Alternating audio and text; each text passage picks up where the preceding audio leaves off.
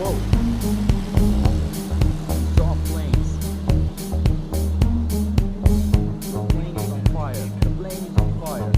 Turn out to the left and eject. Turn out to the left and eject. Turn left. Eject, Toby.